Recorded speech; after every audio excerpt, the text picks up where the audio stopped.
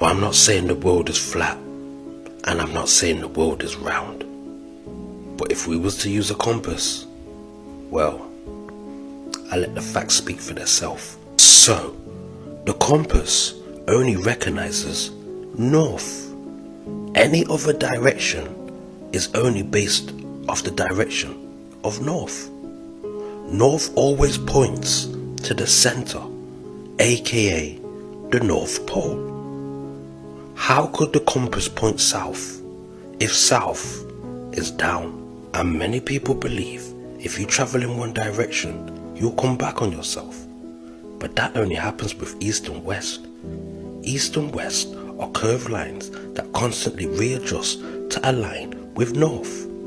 So when people say they've circled the whole world and ended up in the same place, they was only going east and west. But if you travel south, that's a whole different story. South is any direction leaving the center. So if you travel far enough, you will reach the ice wall. Unlike east and west, if you travel south, you will never come back on yourself. Now, I'm not saying the moon landing was fake, and I'm not saying it's real. But I've got a few questions I need you guys to answer. If they're really on the moon, then why is it so dark? Where are all the stars? And where's all the planets? And look how bright the moon shines. You can see it from 1,000,000 miles away. But when these men are standing on the moon, it's looking all grey and dusty. And what about this famous footprint that they keep showing us? It don't match the space boots that they've got on display. One is a pair of Tims, and the other was wearing a pair of Yeezys. And if you're trying to tell me that they travelled from Earth to the moon in this tin pan, drum pan, makeshift out of cardboard box, aluminum foil spacecraft, then you must have lost your goddamn mind. And where's this mystery wind coming from? I thought there was only 1% gravity on the moon. Where's this breeze coming from? Why is the flag blowing in the wind? Come on, brother. For many years now, there's been a lot of controversy about the moon landing. Some believe it's real, some believe it's fake. Let's watch it together and let me know what you think. And that's it. So who stayed behind to record the car? The 3 stages of global indoctrination. Oh, you son of a bitch. They get you from when you're young, from when you're just a baby, an infant. They have you looking up at the stars. And when you go to school, that's when they really turn you into a fool. In your childhood, they get you spinning a globe round and round and round. And when you're a teen, an adult, they've got CGI, they've got green screen. Now there's prison for the body and there's prison for the mind. When you're trapped behind those 4 walls, you know you're in prison. You see the lock, you see the key, you see the door. But when you believe in the globe, this is how they lock you down in your mind. They tell you that the universe is so big, you can't even reach there. In fact, they say if you travel in one direction, you'll only end up back where you started from anyway. So that tells you there's no point even traveling. There's no point searching. This is how they lock you in your mind. Now, if the earth was spinning at 1,000 miles per hour east, wouldn't it be faster to travel west? Man never fly west. Man never go this way round and come back round. Man always come cross country. It's like man don't know the shortcut. Please just think about it. Imagine that you're looking at the globe and you say, can you just zoom in here please? Let me see what's going on down here. Are you expecting to see a boat upside down? When have you ever been able to zoom in on any globe and somebody's upside down? Are you trying to tell me that these man went to the moon and decided to take their helmets off for a picture? Oh, you son of a bitch. You took your helmets off. You lying piece of... Do you guys know about the Bolivia salt flats? This was an ancient sea that dried up. Now, for about 9 months out of the year, it forms hexagons, and the rest of the year it gets flooded with water and creates a perfect mirror. This area is 4,000 square miles long, and it's almost completely flat. Across the entire thing, there's only about 3 feet of variation in height. I talk all the time about how the firmament is a hexagonal lattice.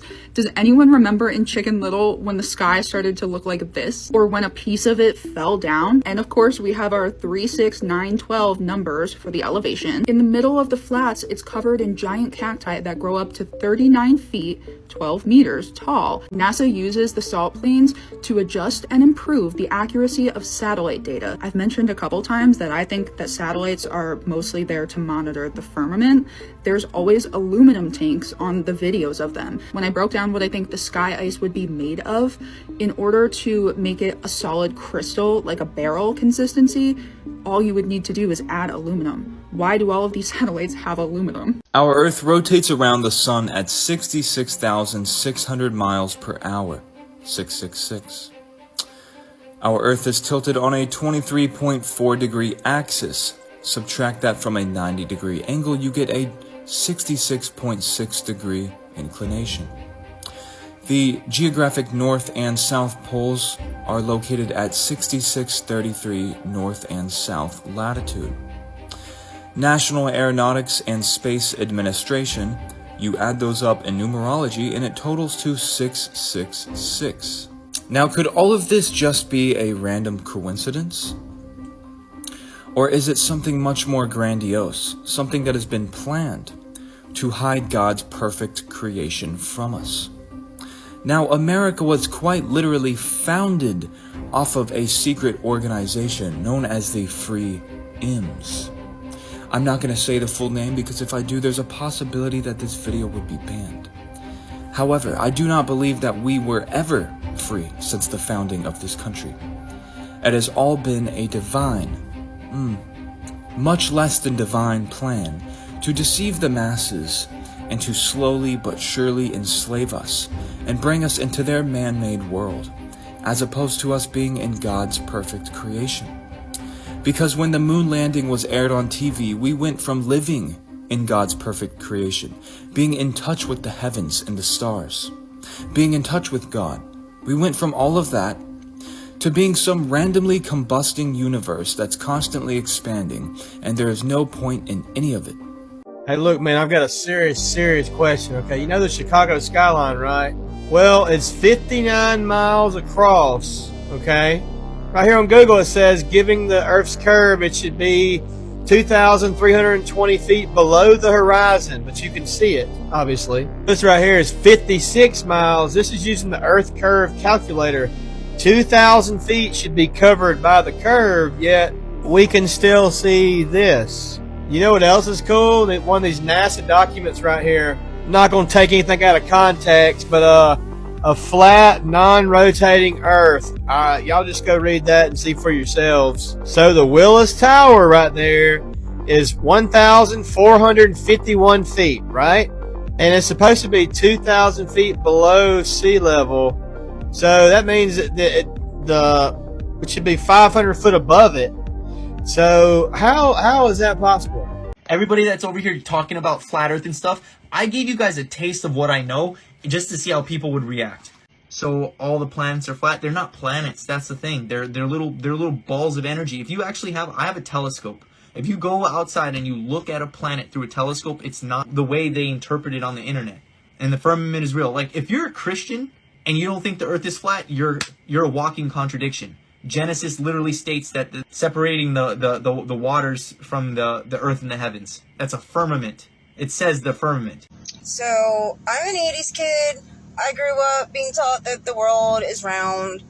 And, however, I am critically thinking and starting to accept the concept of the flat earth.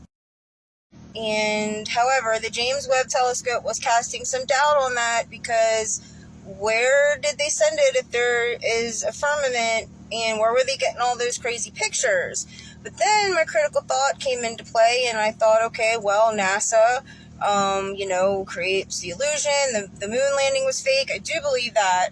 So if they can do that, then they can make these crazy pictures and deceive that way. That's why they hide the flat earth. They want you just to think you're a globe floating around in space, nothing special about you. You were an accident. When God intentionally put us here, he intentionally created us, and he loves us, and he made us just like them. So that is what I have to say about that. That is why I lean towards more flat earth than I do round earth. Also, I haven't seen it. I don't trust anything I don't see anymore. If I haven't seen it myself, I don't believe it. It's a lie, because everything that they've told me is a lie. We were never meant to leave. The firmament is sealed. Ancient texts, forbidden scriptures, and hidden knowledge all whisper the same truth. Space is not what we were told. Genesis describes the firmament, a solid barrier separating the waters above from the world below. The Tower of Babel wasn't just arrogance, it was an attempt to break out of the simulation. They tried to escape. God stopped them. NASA lies. Space agencies are not exploring, they're testing the limits of our cage. The 1960s Operation Fishbowl, what were they really firing at the sky? Rockets don't go straight up, they curve, because they cannot leave. The moon landing, fabricated, the Van Allen radiation belts are half-truth. Antarctica is the key, a no-fly zone, an elite-controlled wasteland. Why? Because it's the edge. Military lockdown, the Antarctic Treaty. Every nation at war with each other, but united in guarding whatever is out there. We are inside a construct, a closed system, a prison disguised as a planet. The sky is not a gateway, it is a wall. Now, one thing I really want your generation to embrace is that the Earth is a closed system. We cannot leave the Earth. There's no place to go. Okay, so I'm going to read the inscriptions and the annotations found at the North Pole in all of those ancient maps that we've all seen, and I want to share the details of the translation data. I'll put up the screenshots and we will explore each section together, unveiling the unique texts and the potential stories that they might hold. So please like the video, repost this video, and if anything speaks to you or sticks out to you, please put it in the comments and tag someone in the comments who you think might be interested in learning more about. As we all know, Rubus Nigra is in the middle. That's representing the black rock. A very high black rock is what that translates to. Okay, the top left text right here translates to the ocean rushes through 19 entrances among these islands, forming 4 whirlpools by which it is carried perpetually towards the north, and there it is absorbed into the bowels of the earth. The rock that is beneath the pole has a circumference of about 33 leagues, it says. Septentrionalis on the right side right here, it translates to in the northern regions. They say there are islands of Bargu, as stated by a sailor in a book that he wrote. And it inclined him so much to the north that the Arctic sun appears to them to bend towards the south. Right down below it, this text translates to this whirlpool has 5 mouths.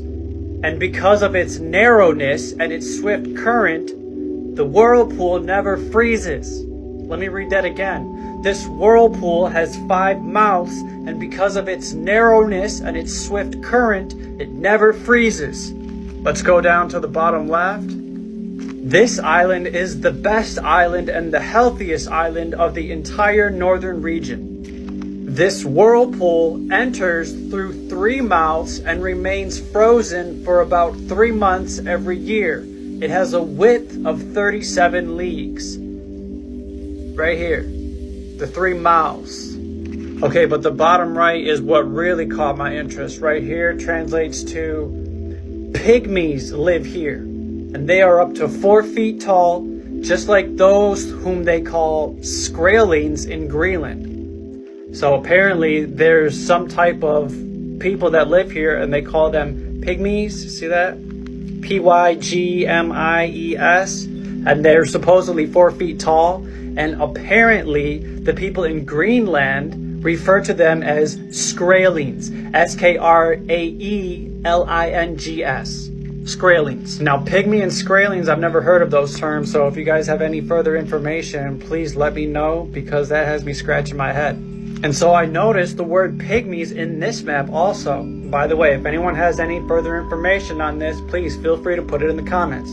But on the left side, on this part over here, it reads again, pygmies are 4 feet tall and are said to live here, apparently. But it translates to, this Euripus, due to its swift current, is never frozen, as they say. This Euripus, E-U-R-I-P-U-S, due to its swift current, is never frozen, so they say.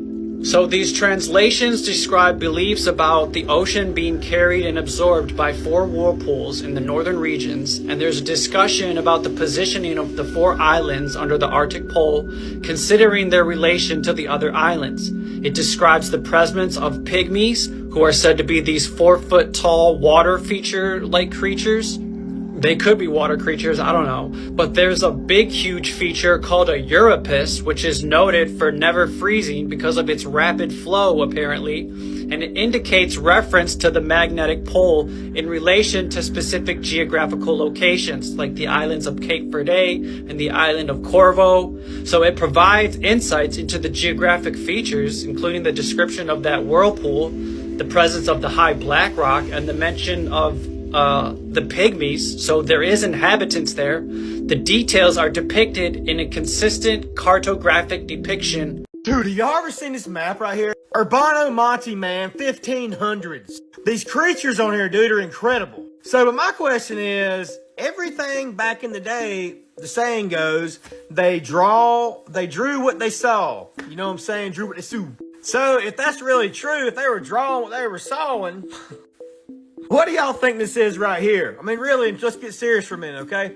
What is that? I mean, look at his little legs, man. This looks like something off Rocco's Modern Life, don't it? Or what, I Real Monsters or something like that. But what if this was really real? Just imagine, dude, being on a boat going across the ocean and seeing homeboy pull up with his little tentacles and stuff, man. What's he, like he's carrying, looks like a tire, but we know he should be a giant the size of him, depending on the ship, you know what I mean? I don't know, man. I always think these things are cool, dude. Look up here, man. Look at little dudes up here. Look at them. I'm just saying, man. Oh, I need to censor that probably. Hold on. They only got Mr. Cyclops, homie, right here. I'm just saying. So, question is, if you're still watching, which I know you are, were any of these creatures real?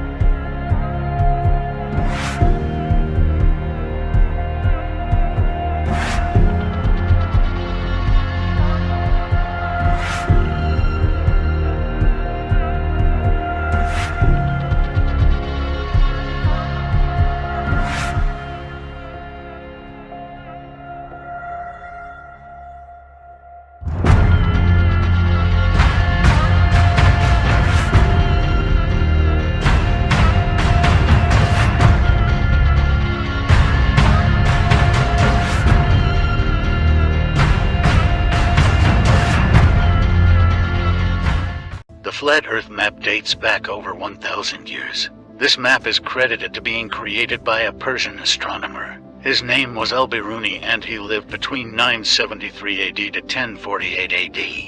It's the official map of the United Nations and also the United States Geological Survey. It used to be present in many places before the creation of NASA and the Antarctic Treaty in 1959. Here you see it with Admiral Byrd. This map has been restored by Dmitry from Russia with suggestions of mine, Eddie Alenkar. Known by my YouTube channel Flat Earth Banjo, I asked Dmitry to include the Bermuda Triangle and Point Nemo, a place deep in the Pacific where NASA buries rockets. Then Robert Tozzi, a professional mapmaker, came along and enhanced the map even more. There are many people now selling this map online, but if you could order it from my online store, I would greatly appreciate it. Visit my online store now and order one of the items. I humbly thank you.